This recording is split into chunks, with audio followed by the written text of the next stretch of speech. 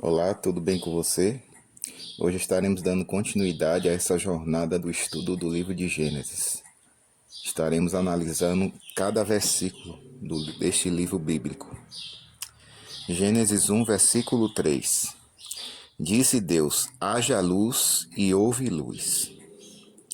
Disse Deus: o relato de cada um dos 6 dias da criação se inicia com essa declaração. Pois ele falou e tudo se fez, ele ordenou e tudo passou a existir. Salmo 33, verso 9. Declara o salmista. E o apóstolo diz que pela fé entendemos que foi o universo formado pela palavra de Deus. Hebreus 11, verso 3.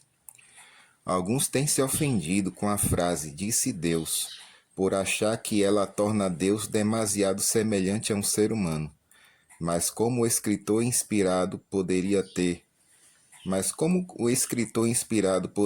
transmitido a mentes finitas o ato da criação realizado pelo Deus infinito, a não ser usando termos que o ser humano mortal pudesse compreender. O fato de as declarações divinas estarem associadas repetidas vezes com atividades executadas por Deus indica convincentemente que está sendo expressa em linguagem humana, uma revelação do poder de Deus. Haja luz. Sem luz não pode haver vida, e quando o Criador começou a obra de produzir ordem, a partir do caos, e introduzir várias formas de vida vegetal e animal na Terra, era essencial que houvesse luz. A luz é uma forma visível de energia que, por sua ação sobre as plantas, transforma elementos e compostos inorgânicos em alimento para o ser humano e para os animais. Ela controla muitos outros processos naturais necessários à vida. A luz é um símbolo da presença divina. Como a luz física é essencial à vida física, a luz divina é necessária para que os seres racionais tenham uma vida espiritual e moral. Deus é luz. 1 João versículo 5. E aqueles em cujo coração está em processo a obra que os recria à semelhança divina, ele vê novamente hoje, ordenando que fujam das sombras do pecado, da incerteza e do desânimo, ao dizer: haja luz. Versículo 4 diz assim: E viu Deus que a luz era boa, e fez separação entre a luz e as trevas. E viu Deus. Esta expressão repetida 6 vezes transmite em linguagem humana uma atividade de Deus, a avaliação de cada particular da criação como algo que cumpre totalmente o plano e a vontade do Criador, como o ser humano que contempla e examina o produto de seus esforços e declara que cumpre seus planos e propósitos. Deus também declara, após cada ato criador, que o produto de sua atuação está perfeitamente de acordo com seu plano. E fez separação entre a luz e as trevas. No princípio existiam somente trevas na terra disforme.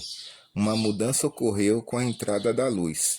Desde então as trevas e a luz existem lado a lado, mas separadas uma da outra. Versículo 5. Chamou Deus a luz dia e as trevas noite. Houve tarde e manhã o primeiro dia. Chamou Deus a luz dia.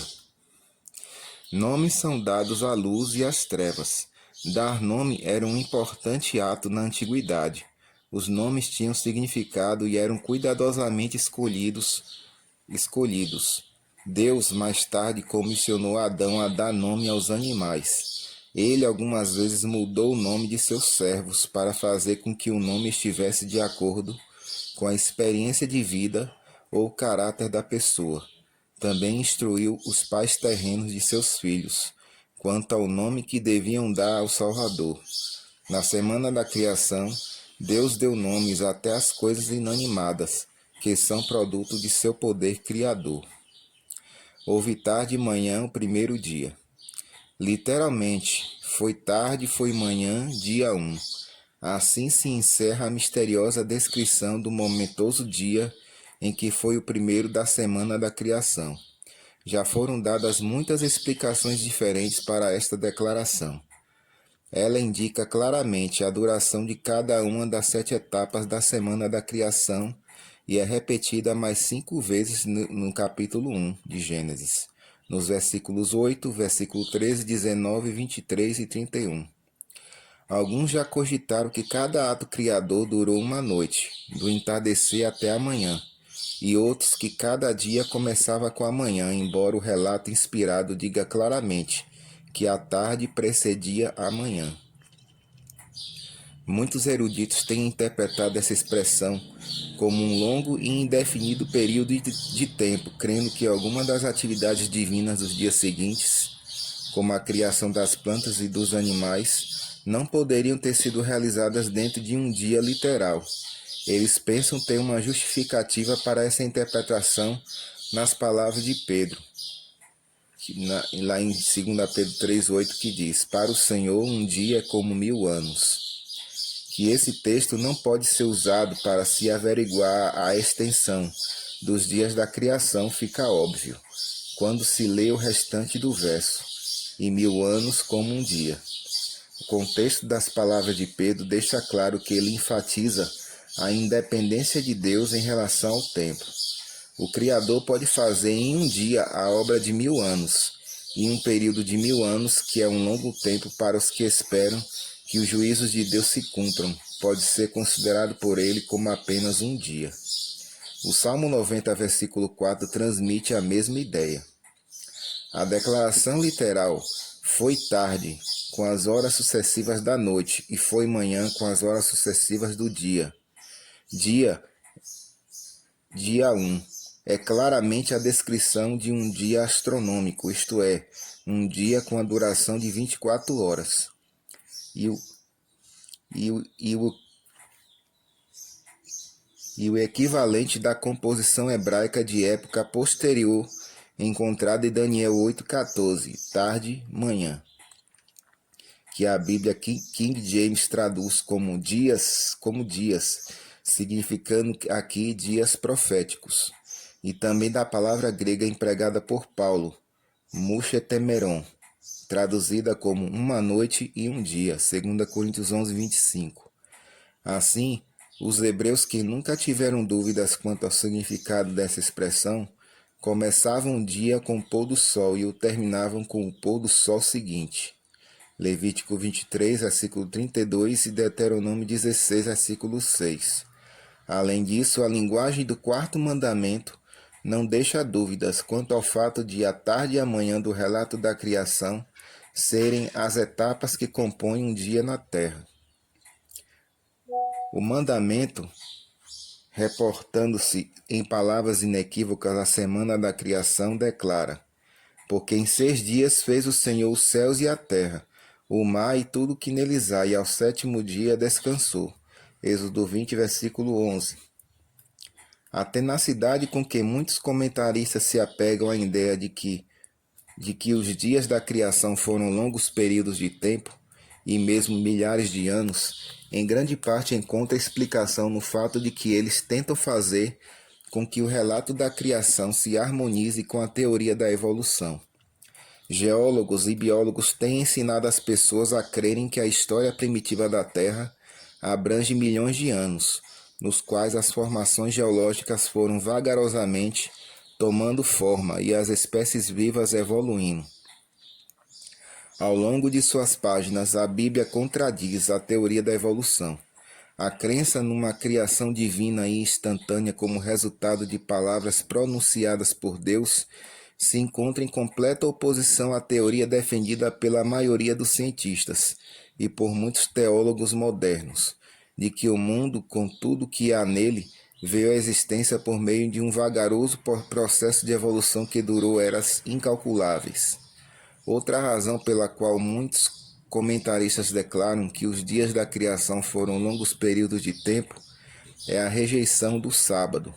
Um famoso comentário assim expressa essa ideia. A duração do 7º dia necessariamente determina a extensão dos outros 6. O repouso sabático de Deus é compreendido pelos melhores intérpretes da Escritura como tendo se estendido do final da criação até este momento.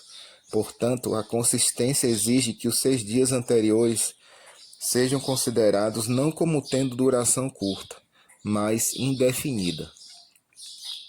Esse tipo de raciocínio é circular, devido ao fato de o sábado do sétimo dia, tão claramente definido na palavra de Deus como um dia de descanso, que se repete semanalmente, ser rejeitado como tal, declara-se que o sétimo dia da semana da criação dura até o presente.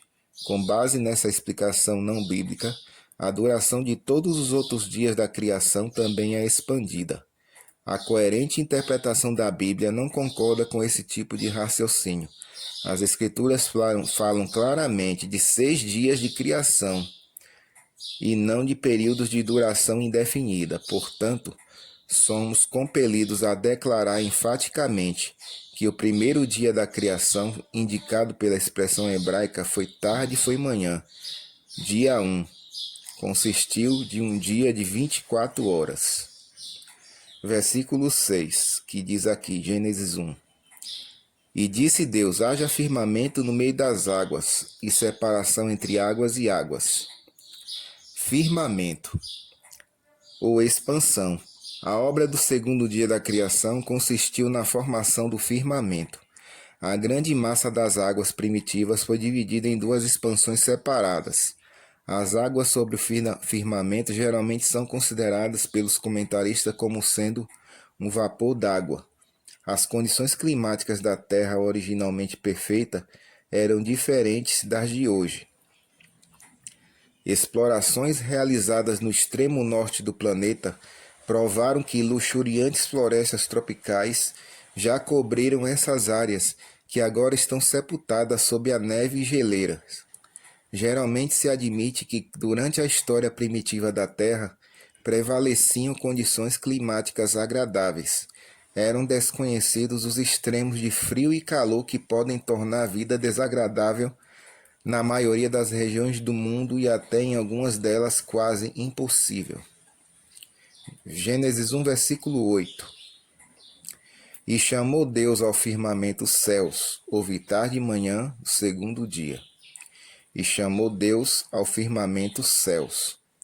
O resultado do poder criador de Deus no segundo dia da criação, da semana da criação, recebeu um nome, assim como havia ocorrido com a luz no primeiro dia.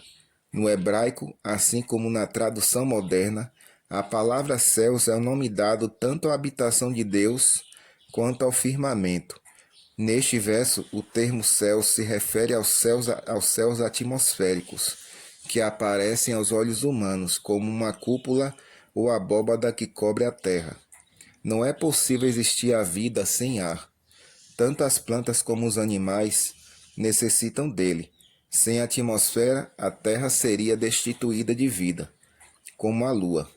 Seria tremendamente quente na parte que fica exposta ao sol e extremamente fria nas outras regiões. Nenhuma planta brotaria em parte alguma e nenhuma criatura poderia existir durante um só momento. Somos gratos pela atmosfera, que é um dom de Deus. Essa é a nossa reflexão de hoje. Que Deus abençoe a cada um de vocês.